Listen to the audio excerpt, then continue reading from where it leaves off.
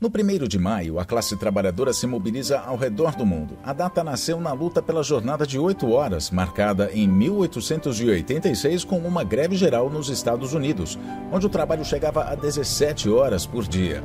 O movimento foi duramente reprimido, com trabalhadores mortos pela polícia e outros condenados à forca. Em 1891, 10 manifestantes foram mortos em Paris nessa mesma data, fato que consolidou o Dia do Trabalhador internacionalmente.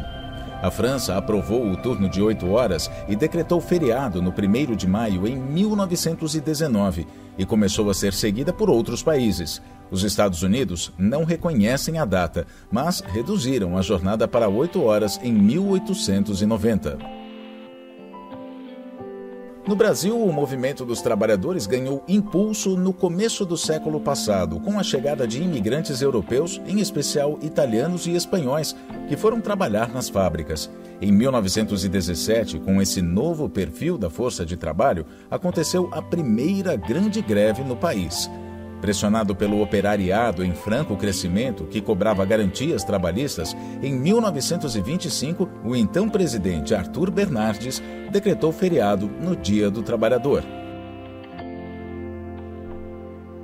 Getúlio Vargas transformou o dia em uma festa que celebrava o Estado Novo como protetor dos trabalhadores. Para suavizar a pressão social que continuava a crescer, Getúlio investiu numa política paternalista que controlou os sindicatos, mas também trouxe garantias. Ele instituiu o salário mínimo em 1940, mas sua medida mais importante foi a consolidação das leis do trabalho, a CLT, em 1943. Era a primeira vez que o trabalhador, de fato, conquistava proteção com a legalização do turno de 8 horas, férias, previdência e direitos específicos para a mulher e o menor, entre outros. As conquistas duraram até 1964, quando a ditadura militar sufocou os movimentos populares. Centenas de sindicatos sofreram intervenção e milhares de sindicalistas foram caçados e presos. O regime, para favorecer o capital, extinguiu a reposição salarial pela inflação e proibiu manifestações. Os sindicatos foram para as mãos de pelegos e o 1º de maio passou a ser usado para homenagear o governo opressor e o patrão explorador. Mas a resistência foi crescendo no seio da classe trabalhadora, que aos poucos retomou a luta por melhores condições de vida e pela democracia no país. Na década de 1970, o movimento sindical se torna a mais importante força de resistência à ditadura, ao lado de estudantes e famílias que lutavam contra a carestia. Em 1977, surge um movimento que começaria a mudar o Brasil. Os metalúrgicos do ABC Paulista, sob a liderança de Lula, abrem a campanha salarial e exigem 34% de reajuste. Com a organização da categoria, se iniciam as primeiras grandes manifestações no Brasil desde o golpe de 1964. Os protestos crescem e se tornam tão grandes que passam a ocorrer no estádio da Vila Euclides, pois o sindicato da categoria tinha ficado pequeno para tanta gente. O movimento atingiu o ápice em abril de 1980 com uma greve de 41 dias.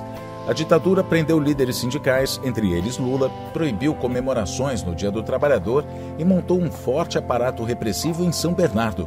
No entanto, mais de 150 mil trabalhadores furaram o cerco e foram à Praça da Matriz acompanhar a missa. Em passeata, a multidão seguiu para o famoso estádio, onde se fez uma das mais belas manifestações populares na história do Brasil.